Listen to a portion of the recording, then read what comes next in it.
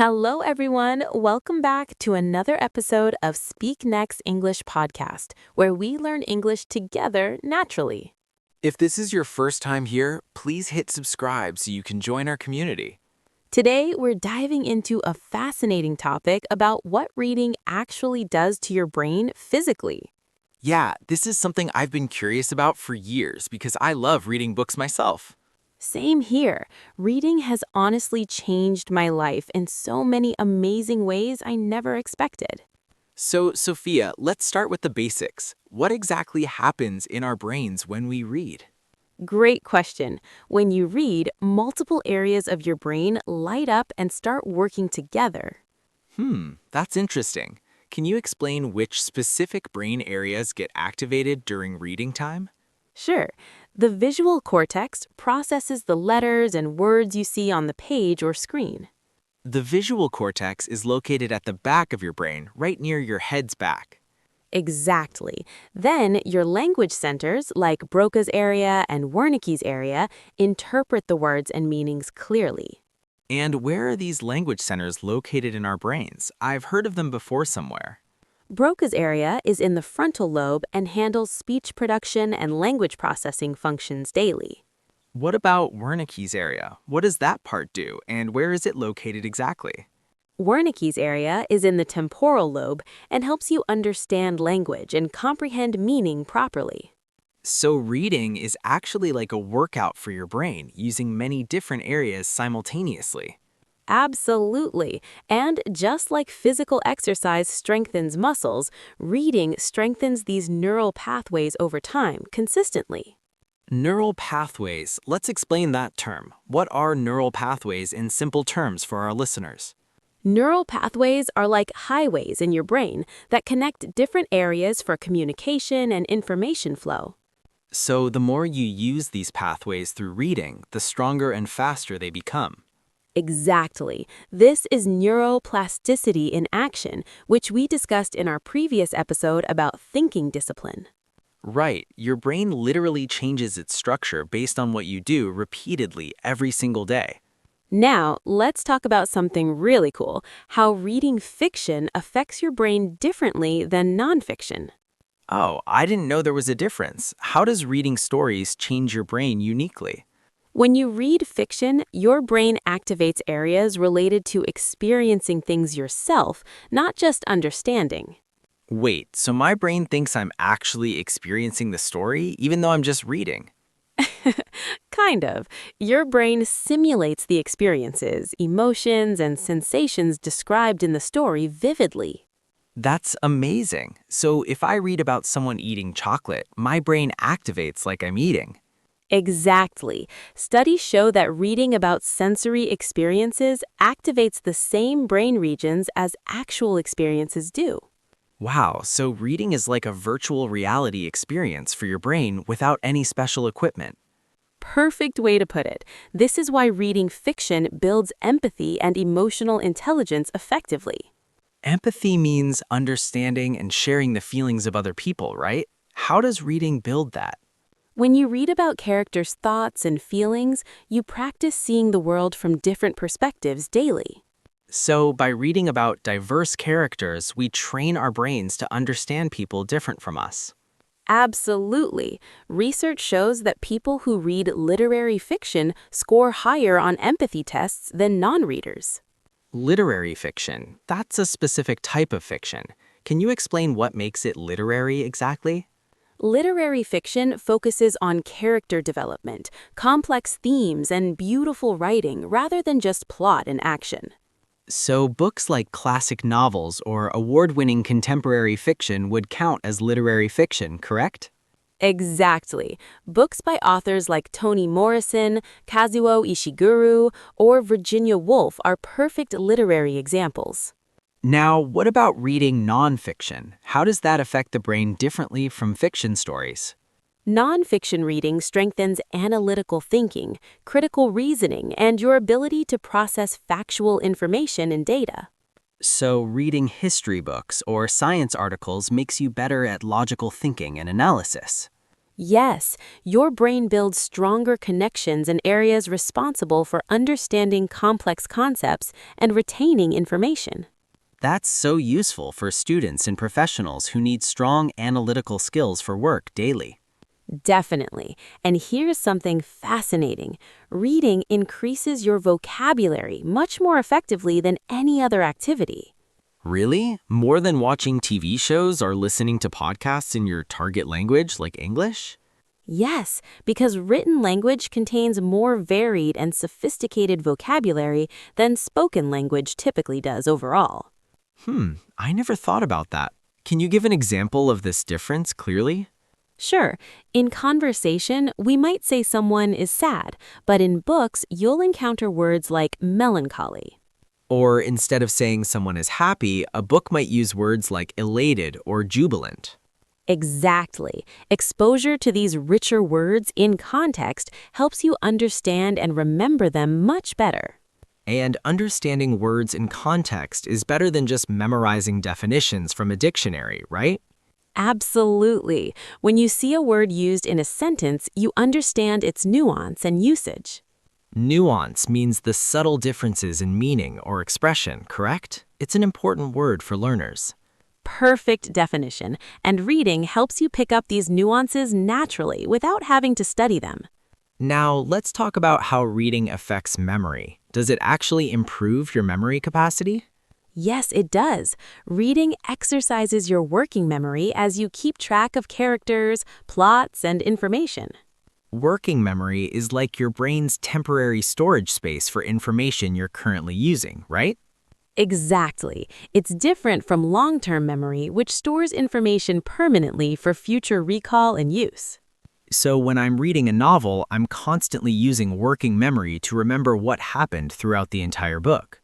Yes, you're constantly tracking character names, their relationships, plot developments, and various details throughout the entire book.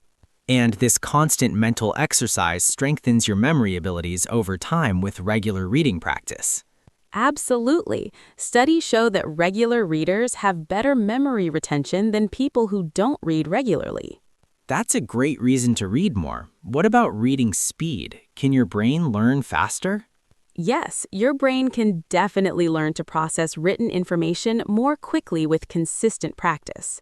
How does that work exactly? What changes in your brain when you become a faster reader? Your brain creates more efficient neural pathways and reduces subvocalization, which slows most readers down significantly. Subvocalization. That's a new word. What does subvocalization mean? Can you explain it, please? Subvocalization is when you silently pronounce words in your head as you read them on paper. Oh, I do that all the time. I hear my own voice reading the words mentally. Most people do, but it limits your reading speed to about the same pace as speaking. So if we can reduce subvocalization, we can read much faster than we can talk. Exactly. Speed readers train their brains to recognize words visually without needing to pronounce each one. That sounds difficult, though. How can someone reduce their subvocalization and read faster overall? Practice reading slightly faster than comfortable, and your brain will adapt by relying more on visual recognition. So push yourself a little beyond your comfort zone and your brain adjusts to it? Yes, it's like any skill. Your brain rises to meet challenges when you practice consistently. Now I'm curious about reading before bed. Does nighttime reading affect your brain and sleep differently? Great question. Reading before bed can actually improve your sleep quality if you read physical books. Physical books, you mean actual paper books instead of electronic devices like tablets or phones, right? Exactly.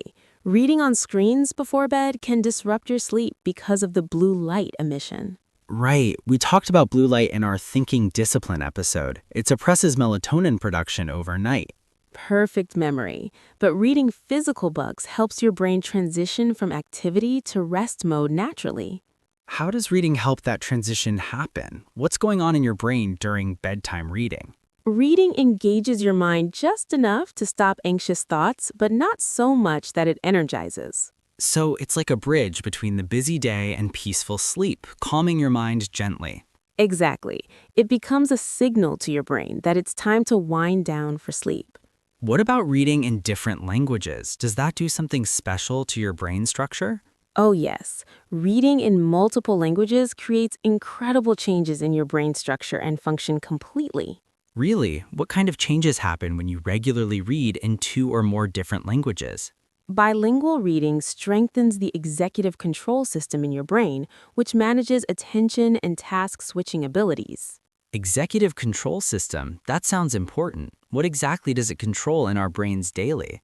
It helps you focus, ignore distractions, switch between tasks, and make decisions effectively throughout your entire day. So, reading in English and your native language makes you better at multitasking and focusing.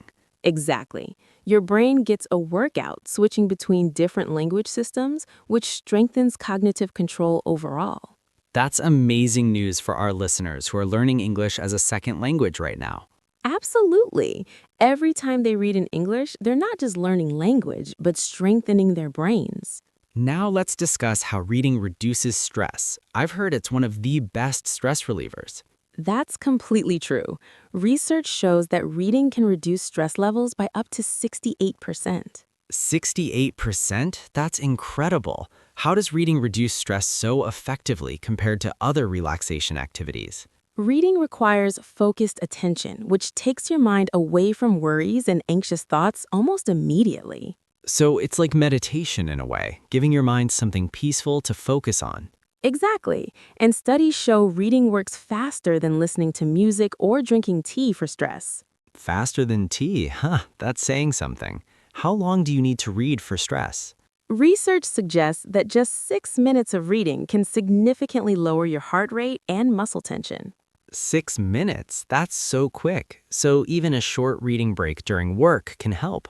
Absolutely. Taking a brief reading break gives your stressed brain a chance to reset and recharge. What kind of reading is best for stress relief? Fiction, nonfiction, or does it matter at all? Fiction tends to be more effective because it transports you into another world away from stressors. That makes sense. When you're absorbed in a story, you forget about your own problems temporarily. Exactly. This mental escape gives your stress response system a break, allowing your body to relax. Now I want to talk about reading and aging. Does reading protect your brain as you older? Yes, reading is one of the best activities for maintaining brain health and preventing cognitive decline. Cognitive decline means your brain's ability is getting weaker with age, like memory and thinking, right? Exactly. Studies show that people who read regularly throughout life have slower rates of cognitive decline. So reading is like an insurance policy for your brain health in your later years ahead? Perfect analogy. Reading keeps your brain active and builds cognitive reserve that protects against aging effects. Cognitive reserve, what's that exactly? Can you explain that concept in simple terms for us? Cognitive reserve is like a savings account of brain power that you build through mental activities. So the more you read and learn, the more you save in this brain account. Exactly. And this reserve helps your brain compensate when aging or disease starts affecting brain cells. That's fascinating. So reading throughout your life literally protects you from dementia and Alzheimer's disease? Research suggests it significantly reduces risk, though it's not a complete guarantee against these diseases, obviously. But it's definitely worth doing for brain health along with physical exercise and good nutrition. Absolutely. Think of it as part of a holistic approach to keeping your brain healthy lifelong. Now, what about reading in creativity? Does reading make you more creative in your own thinking? Yes, reading exposes you to new ideas, perspectives, and possibilities that fuel your creative imagination significantly. How does that work in the brain? What's happening neurologically when reading boosts our creativity? Reading activates your imagination as you visualize scenes, characters, and concepts described in the text. So even though you're reading someone else's ideas, your brain is actively creating mental images. Exactly. Unlike watching TV, where images are given to you, reading requires active participation and creation.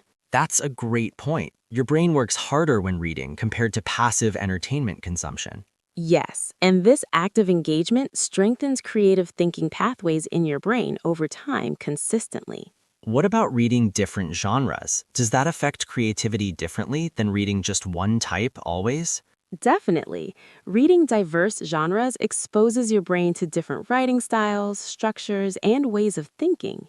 So someone should read fiction, nonfiction, poetry, and essays to maximize their creative brain development. Exactly. Each genre exercises different mental muscles and expands your creative possibilities in unique ways completely. Let's talk about reading and focus. Can reading improve your attention span in this distracted world? Yes, reading is one of the best ways to train sustained attention in our age of constant digital distractions everywhere. How long can most people focus when reading? I sometimes find my mind wandering after minutes. That's completely normal. The average person's attention span has decreased significantly because of technology and social media. So, how does reading help rebuild that attention span we've lost to phones and notifications? Reading requires sustained focus, and regular practice gradually increases how long you can concentrate without getting distracted. It's like lifting weights for your attention muscles, getting stronger with consistent practice over time. Perfect analogy. Start with shorter reading sessions and gradually increase the duration as your focus improves. What's a good starting point for someone who struggles to focus while reading for long? Begin with just 10 or 15 minutes of uninterrupted reading daily without any phones or distractions. And then gradually increase it to 20, 30, 40 minutes as your brain adapts to sustained focus? Exactly. Be patient with yourself because rebuild of attention span takes time, especially in our modern environment today. Now let's discuss reading comprehension. What's happening in your brain when you understand what you read? Comprehension involves connecting new information with existing knowledge stored in your long-term memory banks already. So you're constantly making connections between what you're reading and what you already know about. Yes, your brain searches for relevant background knowledge to help make sense of new information. What happens if you're reading about something completely unfamiliar with no background knowledge at all? Your brain works harder to build new mental frameworks and categories to organize this new information. Mental frameworks. Can you explain what those are? I want our listeners to understand this clearly.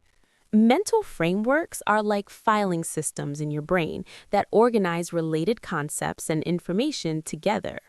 So when you read about a new topic, your brain creates a new folder, basically.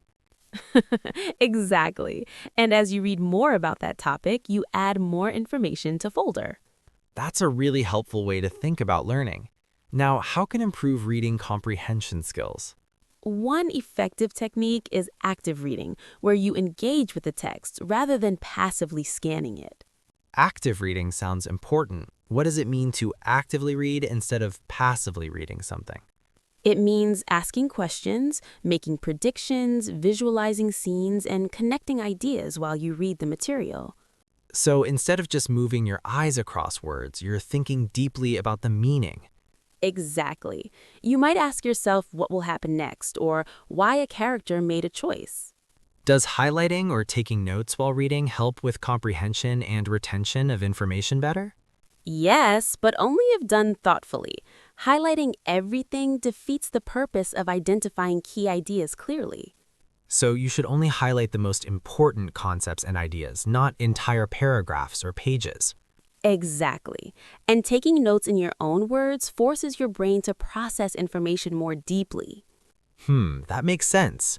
Paraphrasing requires understanding, not just recognizing words on a page passively. Perfect. Now let's talk about reading aloud versus silent reading and their different brain effects. Oh, I've wondered about this. Does reading aloud do something different to your brain than silent? Yes, reading aloud activates additional brain areas related to speech production and auditory processing simultaneously. So you're using more of your brain when reading aloud compared to reading silently to yourself.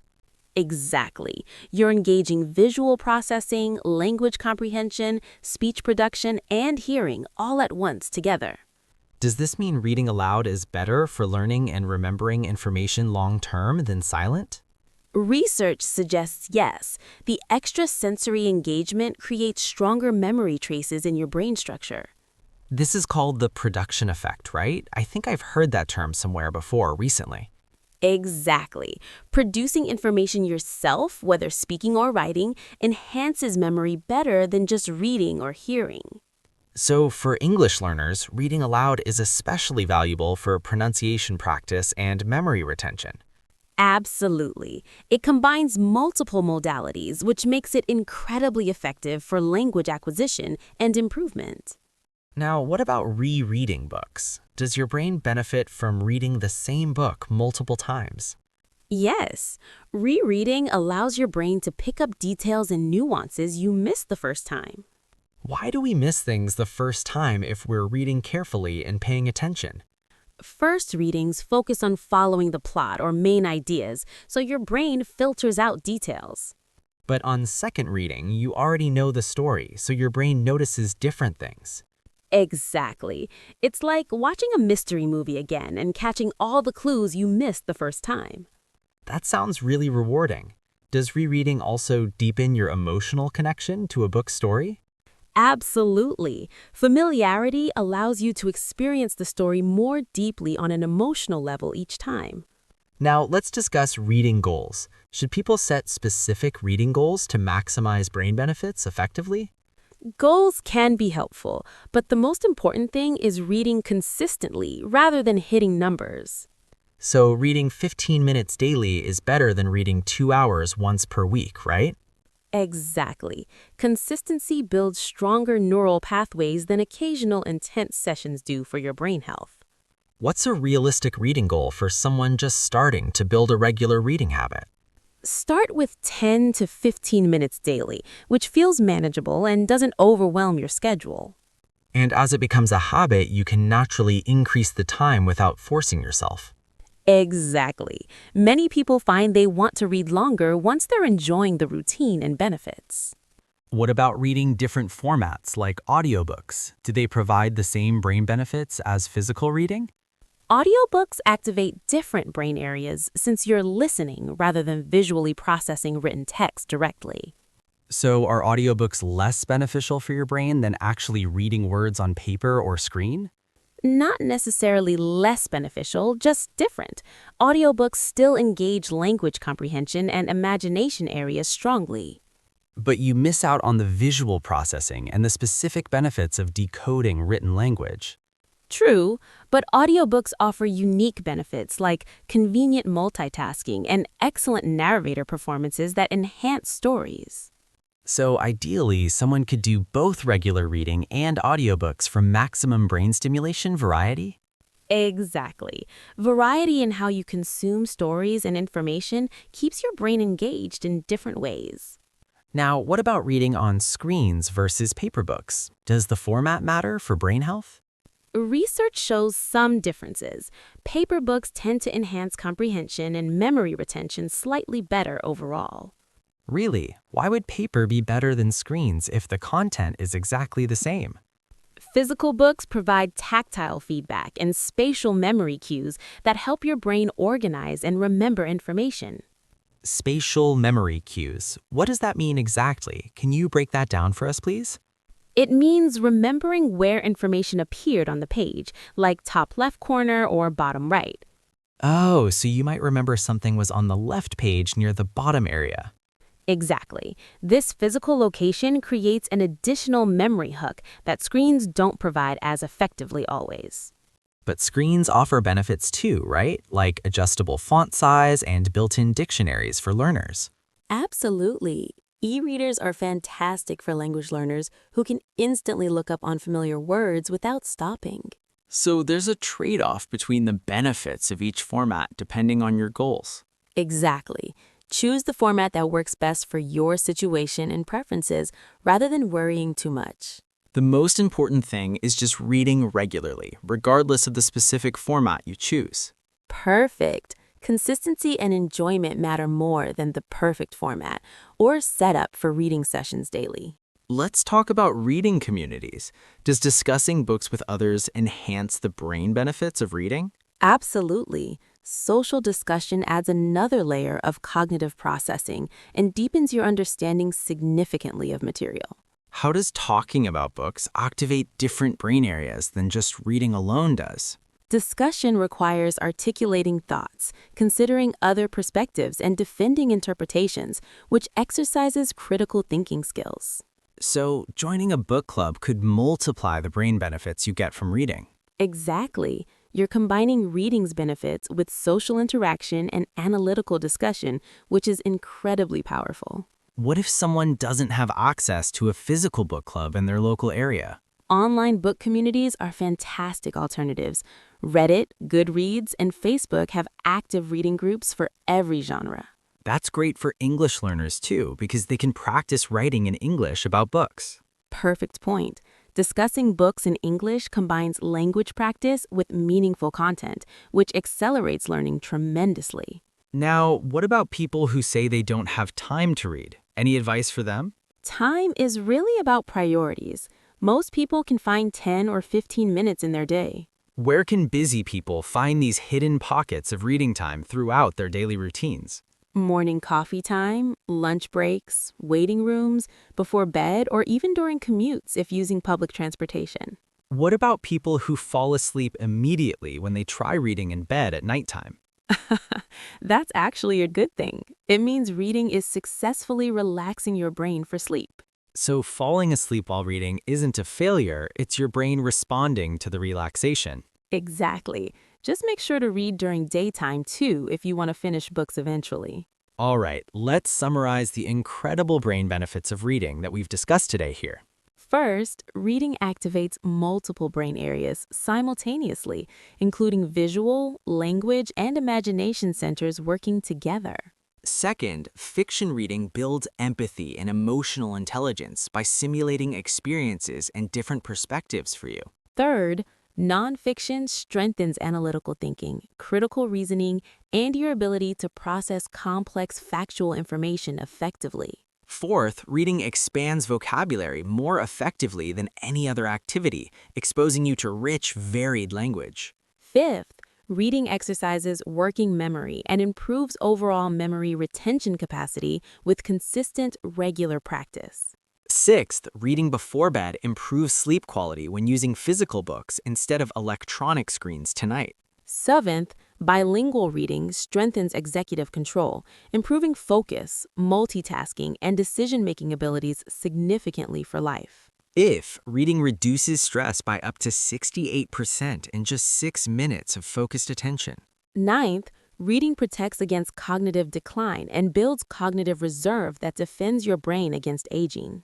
10th, reading boosts creativity by exposing you to new ideas, perspectives, and imaginative possibilities constantly. 11th, reading trains sustained attention and focus, which is increasingly rare in our distracted digital world. 12th, active reading with questions and notes deepens comprehension and creates stronger memory traces in brain. 13th, reading aloud engages additional brain areas and enhances memory through the production effect for learners. And finally, consistent daily reading is more beneficial than occasional marathon reading sessions for brain health. That's an impressive list.